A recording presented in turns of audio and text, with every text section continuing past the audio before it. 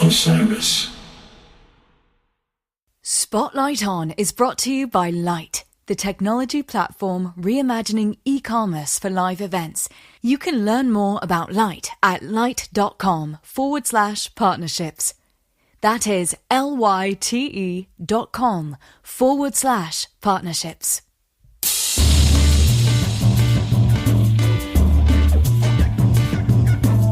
Hello and welcome to Spotlight On, presented by Osiris Media. I'm your host, Lawrence Purrier. Today the spotlight shines on Sydney, Australia-based musician, composer, and record label head Jeremy Rose. Jeremy joined me to discuss one of his most recent projects, Disruption, the Voice of Drums, which is a collaboration with drummers Simon Barker and Chloe Kim, along with Jeremy's own Earshift Orchestra. Disruption was born out of the political, environmental, and ecological turmoil of recent years and highlights the role of the drums as the backbeat of protest and action. Jeremy took us through that project and several other aspects of his busy creative life. I hope you enjoy.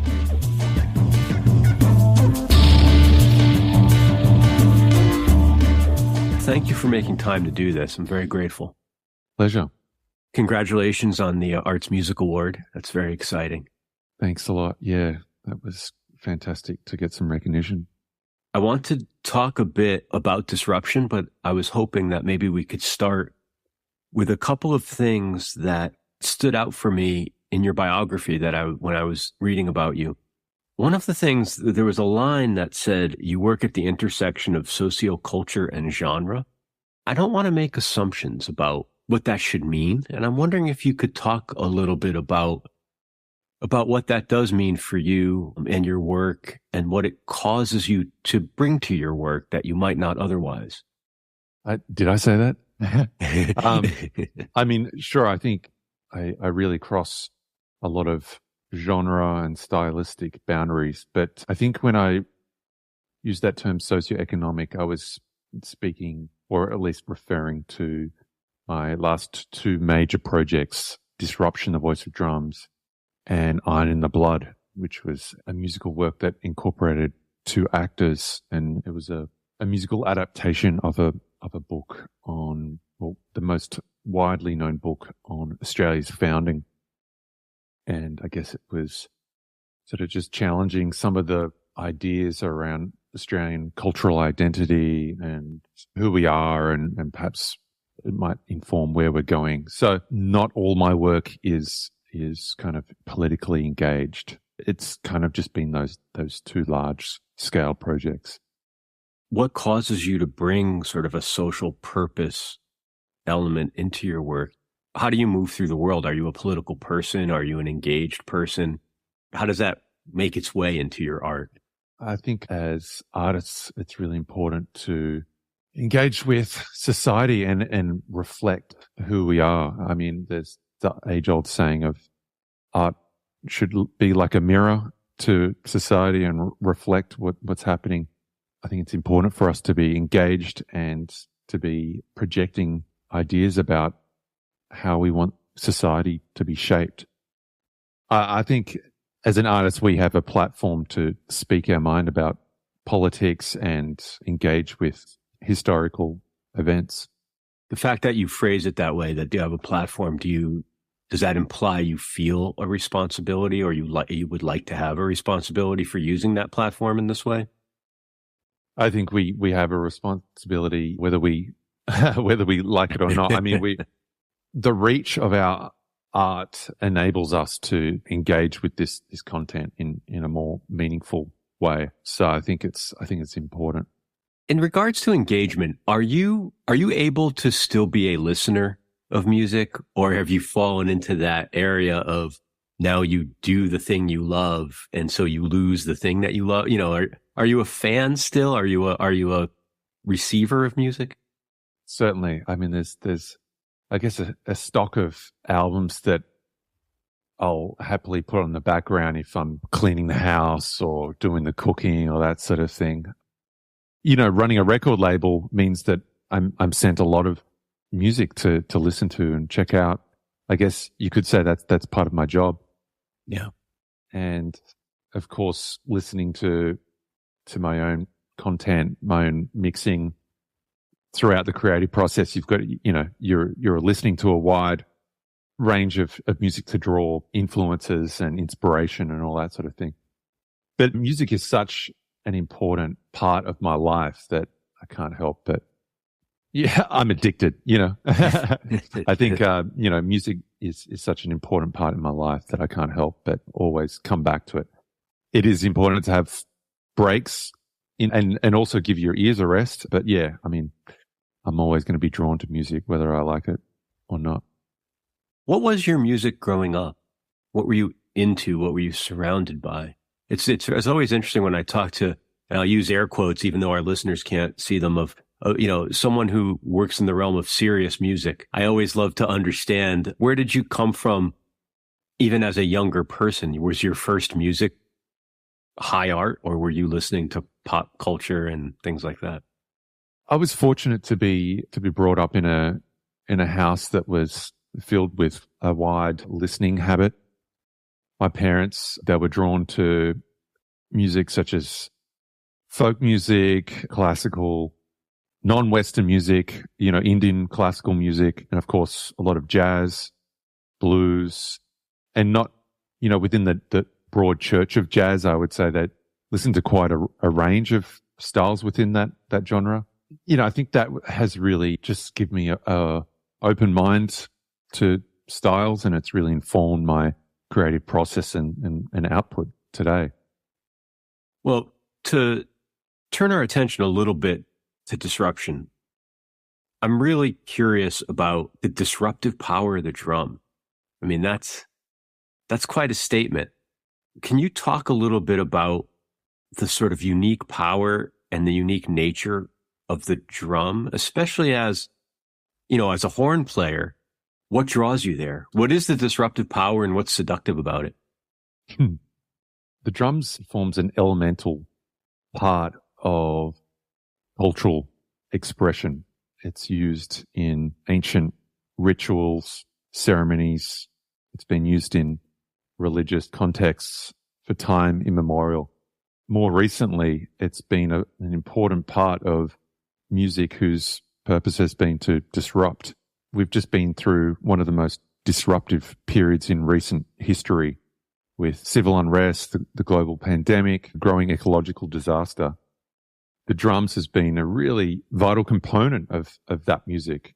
From the streets where we hear people banging on drums, it's often accompanied by chanting and all the protests that we've seen all over in North America, in Hong Kong, and in Thailand and Russia. We've seen it used in hip hop music. And I mean, if we look at Kendrick Lamar's music, the drums is just such an important part of that music. And so I really wanted to celebrate the power of the instrument. Here in Australia, we're really lucky to have an amazing exponent of the instrument, Simon Barker, who's, whilst versed in jazz, he's been studying the music of East Asia, or the traditional shamanic music of East Asia and the Pacific. He's one of the leading drummers in the world. So I've always really wanted to collaborate with him in a more significant way, as well as one of his former students, Chloe Kim, who's now really created a unique voice of her own. And the two of them have released a number of solo drum records. So I essentially took their music and arranged kind of a soundtrack, which sort of foregrounded their solo drum recordings with an 8-piece electroacoustic orchestra, and they recomposed their parts over the top of that. So we came up with something entirely new. Oh, interesting. So you had their original foundation, you composed over it, then they sort of pulled out the foundation and reintegrated. Yeah, that's amazing. Yeah. That's an interesting process. As a composer, outside of this project, where does rhythm come in for you generally? Are you, first of all, at what instrument do you typically sit down to compose at? And then does it start with a melody? Like, of the various elements of a composition, where do you typically begin? Well, I have a background in piano. I started my music education on piano, so I'm fortunate to have the facility to be able to compose at the piano. I mean, yeah, actually you could get away without much technique and still be able to write amazing music. But yeah, I mean, I love to write at the piano, and I like to work on various elements at a time, harmony, melody, but also really I like to think about ways to extend form, structure, dynamics, and explore other extended techniques and articulation, that sort of thing. So yeah, usually I'm improvising at the piano and something will stick with me, and I guess I get, you know, what they say, the kick of the horse or whatever, and I can, I like to record myself improvising, and with this recent project, a lot of it came through recording improvisations, transcribing, and then arranging that material. Could you tell me a little bit about the live presentation of Disruption? Because obviously I'm very far from you, so I don't know if and when I'll get the opportunity to see it. But from what I've seen online, it's spectacular and very multidimensional. So I'd love if you could talk a little bit about how you came to have such a rich, multifaceted live presentation. What about this project lends itself to that for you? As I mentioned, the drums are foregrounded in this project musically, but I also wanted to capture that idea on stage. So the two drummers are set up at the front of the stage with the rest of the ensemble sort of in a U shape around the back. And we have an audio-visual component. So we collaborated with two video artists, Paul Mosick and Rachel Peachy, who created some stunning moving visuals that reacted with the audio. We drew upon some images from protests from around the world, not just North America, but, you know, Hong Kong, as I mentioned, and they created a whole range of, I'd like to say, organic video material. A lot of it was quite earthy and a lot of moving things in water and smoke. There's this kind of ritualistic element in the music, and also this kind of, immersive experience that we really tried to capture in the visual component. And I think that came through in the live presentation. I would say seeing these drummers perform live, and we've been fortunate to present it twice now, once at the Sydney Festival and just a few weeks ago at the Melbourne International Jazz Festival. Each time we've performed it, it's changed somewhat. As I said, the drummers have sort of recomposed their parts, but they're getting better and better every time we perform it. So it's really quite compelling to witness that. Is it something that will be presented again and again over time, or is this a very discrete project and then it will be what it is? No, certainly we're hoping to bring this project to a few places. We're pitching to Europe, South Korea, and, you know, we'd love to bring it to the States. So fingers crossed we can make that happen. Yeah, please do. Please do. It's very exciting. It's enough to simply watch master drummers at work and percussionists, you know, without the immersive presentation you create. But that just, at least the way it's captured on video, it's very, you could feel the visceral nature of it. It's very exciting. It's very exciting. Thank you. There were elements of other music that sort of resonated for me when I was experiencing the music of Disruption, and something that it evoked for me. I'm happy being completely off base with this, but I felt I wanted to tell you. I felt I heard a strand of some of the later Henry Threadgill projects. The way I think of like propulsion just as a component of some of his music, very muscular.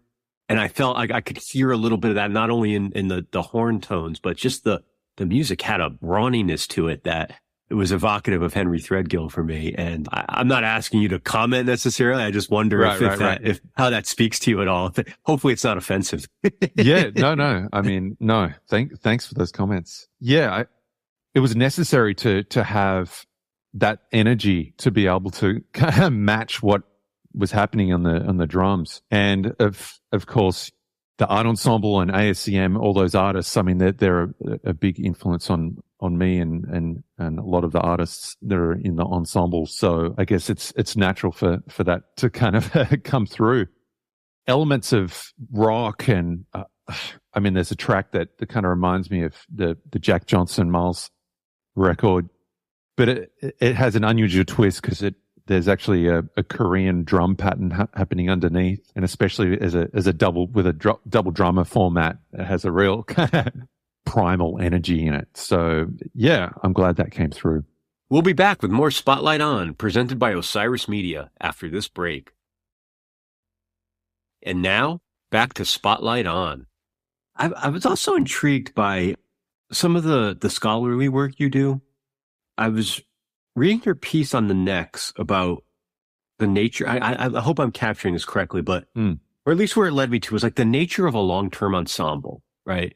And I wonder, just for you as a composer and as a performing artist, how do you feel about a long-term project or a long-term team of collaborators?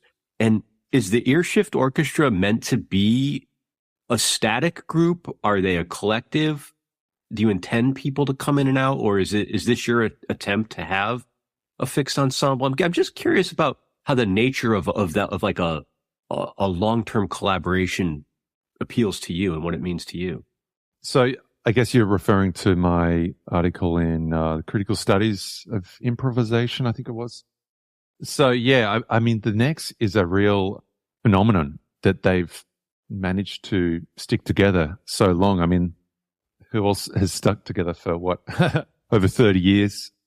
I think their music in particular has allowed them to continually sort of reinvent themselves and bring in so many different sources of inspiration and approaches to music without losing their core identity of long form improvisation.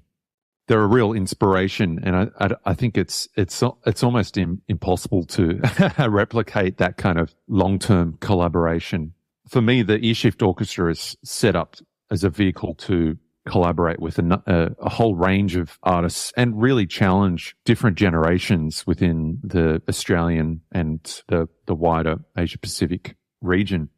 The last two projects or two albums of the Earshift Orchestra have been quite different ensembles, and it will continue to change for the next project. But I am involved in a long-term collaboration that's been together for over 10 years, The Vampires, and that's a 4-piece ensemble, and we've released 6 albums, and we have a new album coming out next year, which is a collaboration with Chris Abrahams, the pianist from the Nex, funnily enough.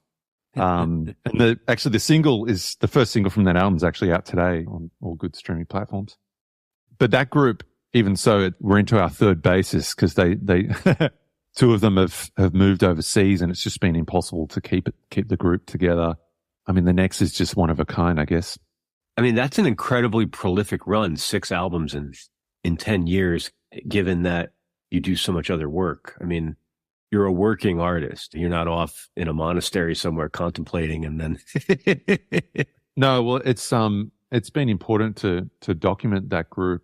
I guess one advantage of being in a co-led ensemble group is that we share all the duties of getting an album out there and touring and booking gigs, booking all the logistics and taking care of all that. So that's been one reason why we've been able to keep the momentum up with the album releases. But, you know, there's another Australian group, King Gizzard and the Lizard Wizard, who, I mean, they dropped, 5 albums last year and 3 albums this year. I mean, the mind boggles how they managed to do that. I think I saw a stat that said they have something like 25 albums or something like that. I mean, good luck being a fan. I don't know how you consume it all. Yeah. It's exactly unbelievable. Right. I have not dug deeply into the catalog. I'm hopeful it's all of a high standard and it's not just simply putting stuff out, but it's incredible. Either way, just to have that many ideas is phenomenal. Yeah. Well, you mentioned that you've had multiple bass players come through the ensemble, and I wonder, is that a phenomenon in Australia? Do people feel that they need to leave to sort of find their career path, or is there is the world big enough there to make a career and make a living, or is it that at some point folks just feel like they have to go? No, I think it's probably easier to live as an artist in many ways in Sydney than it might be in New York, or at least there's not as much competition. There's certainly challenges to kind of breaking through into that wider music industry or building an international name for yourself and being able to live just off performing, touring and recording.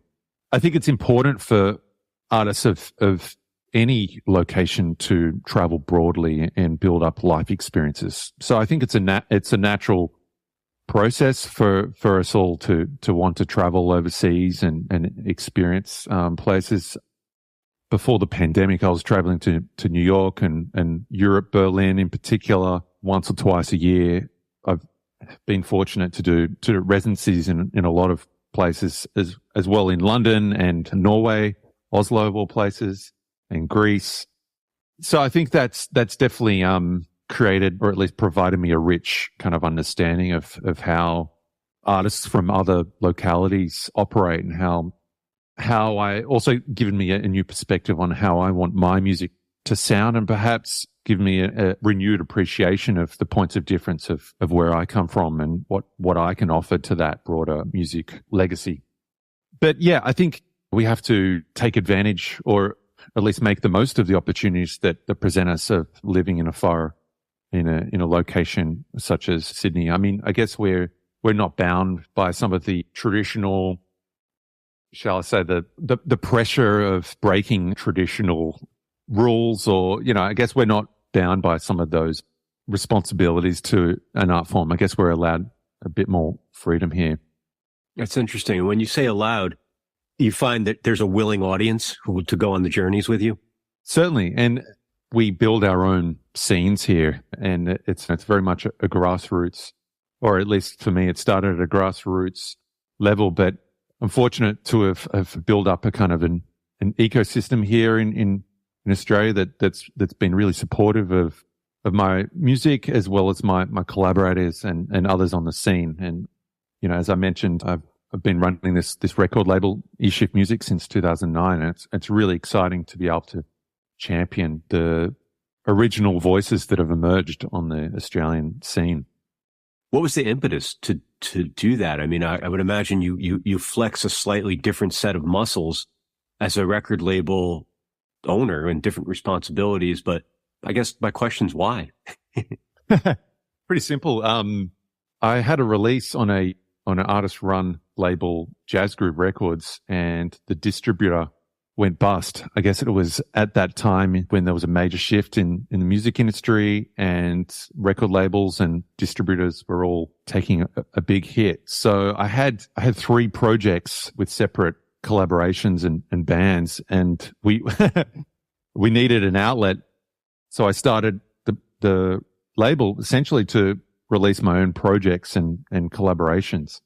And it grew to the point where friends were starting to send me albums, and now artists from all around Australia and also artists that I'm associated with who are living overseas in London, New York, and Japan have been sending me records to release. So it's really exciting to be able to champion their music and build an audience around that.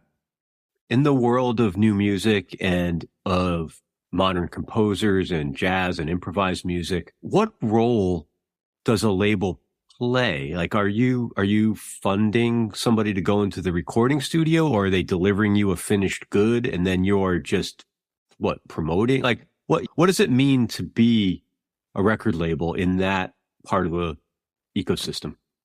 Well, I think the so-called record deal, is has changed. Is this where you get the cigar out and you smoke the big cigar and put your feet up? The record deal has changed so much. I mean, even the major labels, their idea of a record deal, I don't even know if it really exists anymore, but at least for Earshift Music, we're really acting as a promotion tool and kind of an agency that has helped connect artists with a promotional platform and facilitated them with getting the music out there in a well-presented format. We really are delivering impact for their release rather than an artist having to do it themselves. We're also fortunate to be given some financial support to really help with our international campaigns more recently, which has been a real game changer. I think there's a real space for a label to step forward and champion the music of our region, just as labels such as ECM did in the early days, and Edition Records are doing now, and International Anthem out of Chicago. They're our biggest inspirations and models for labels. So I hope to build it into something along those models. What do you think is the special thing, if anything, that you bring to the role, being both an artist and now a business person? I know what good music sounds like, or at least the artists that are released on the label are important, and their music is music that's striving to create something new and exciting. And so I've been able to put a stamp on the vision for the label that I think people can recognize now, and they're willing to give future releases a listen, because I've hopefully developed a bit of a sound for the label. And that's really what has been the driving force from the beginning. Yeah. When you said you put a stamp on the label, I wonder, how overt is that? Is it an aesthetic? Is it a philosophy? How does that manifest? Yeah, I think it's an aesthetic, mostly appreciating a type of artist that has really strived to say something in their music. It's not just a presentation of, they're not just playing standards on the releases, jazz standards. It's more than that. I mean, perhaps you've already answered this, but composition and innovation in composition seems important to you. Is that fair to say? Yeah, for sure. 100%. Jazz music, whilst I guess we're called a jazz label, jazz music can mean anything these days. Yeah.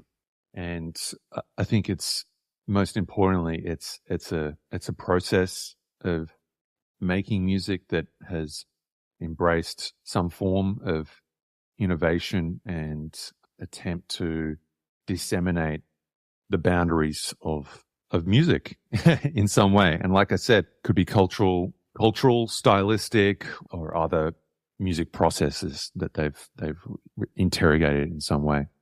Yeah. I mean, I think it's an exciting moment to be a jazz fan, or to be a fan of modern composers or instrumental music. There's just so much interesting music right now that is, and I don't know if that's the internet, the streaming services, but it just seems there's no shortage of wonderful music to keep discovering. And I felt for a long time, to discover that, I would have to look backwards. And it's so nice to be surrounded with it in a more contemporary fashion. But it's also interesting to me, specifically to jazz, so much of the innovation 40, 50 years ago was around the move to electroacoustic and electronic instruments. How many people went in that direction? For better or worse, it played out in some extremes, and then other areas, they continued to innovate. Like it was what it was. No qualitative statement there. And then there were people who innovated through composition and things of that nature. And these aren't discrete buckets, obviously, there's overlapping, but probably listeners have heard me talk about more than once. I'm a McCoy Tyner fan. I'm a piano player. I know nowhere near McCoy, but he's my guy in my pantheon. And he's always been interesting to me because his innovation struck me more around arrangement. He never went electric, which still boggles my mind. Like he never went electric with the instrument that would have been the most obvious in that era. Right. Yeah.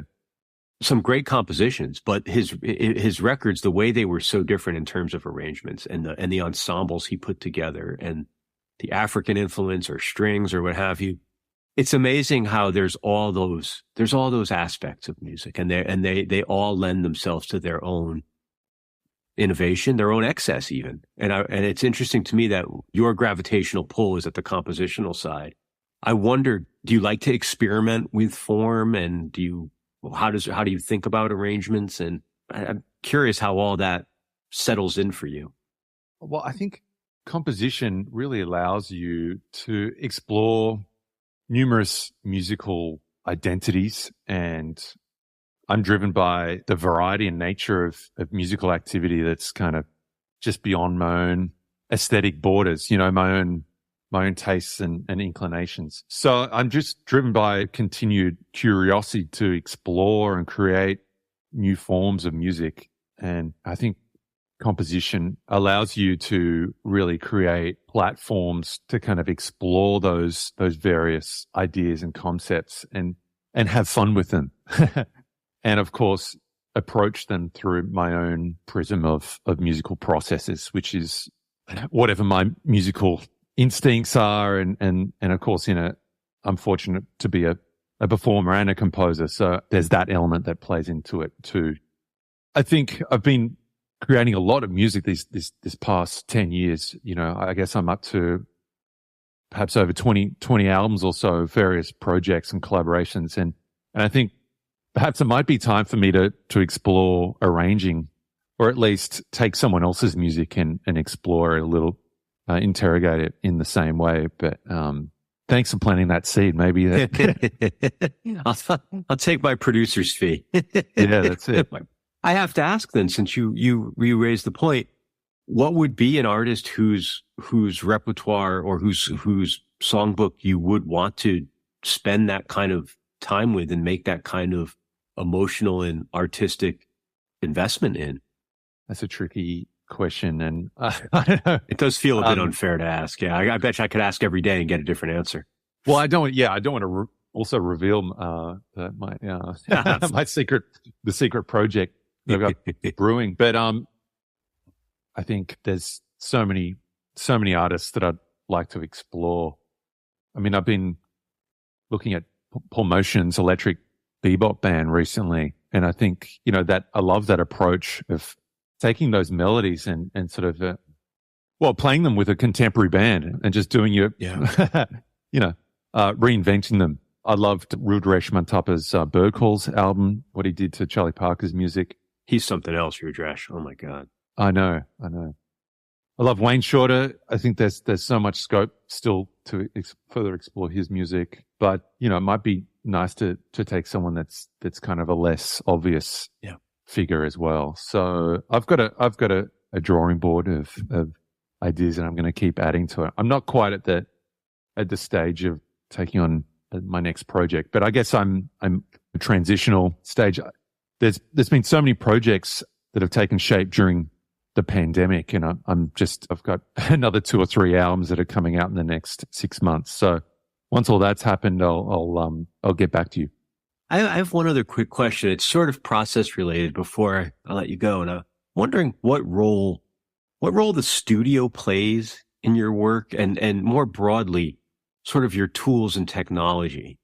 Are they simply tools at your disposal, or is the studio a member of the band? How do you think about and interrelate with technology? Yeah, well, it's an interesting question. I mean, jazz recordings have traditionally been all about trying to capture that live element. It's impossible to replicate, like a quartet recording, for example. All of my quartet recordings have been a studio recording of a live performance. We might be in separate booths, but essentially that's what happened in real time. There's been little overdubbing. But more recently with projects such as Disruption, and also more recently with like the most recent album of The Vampires with Chris Abrahams, we've really taken advantage of the possibilities of being able to create layers of bed tracks and overdubbing techniques. In fact, with Disruption, it was born out of necessity because we couldn't have 2 separate drum rooms with a live band with the 6-piece ensemble at the same time in the studio that we'd selected. They really only had sort of 2 main rooms to record in. So a lot of the drum tracks were laid down first.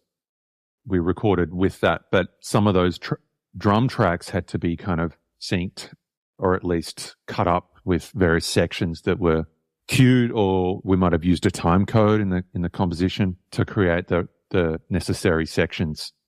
So we've really taken advantage of the overdubbing possibilities, which has kind of been a revelation. I think it's going to certainly change the future concept albums for me because, well, I guess it changes the whole creative process. And I know having done this research project with the Nex, they haven't released a live album in, I can't remember what it was, maybe 10 years, or at least their last 10 albums have been studio productions, they will often just start with one person just creating like an hour of improvisations, and then the compositional process is really in the studio overdubbing layer after layer, and then later editing those tracks into some sort of musical structure and shape. So it's really interesting how that works.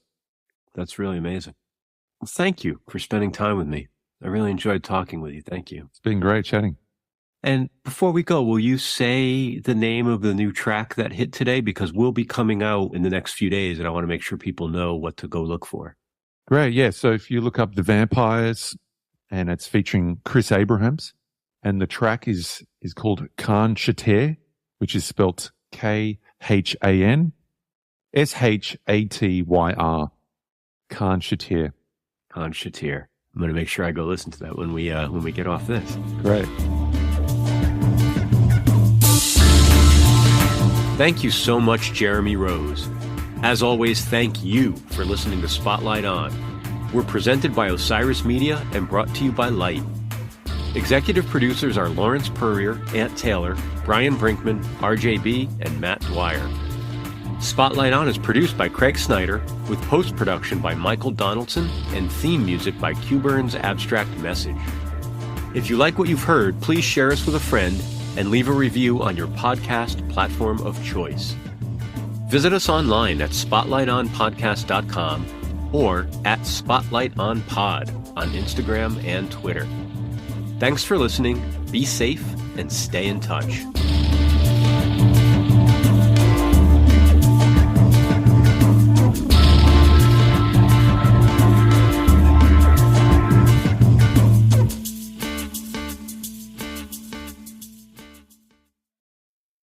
Osiris.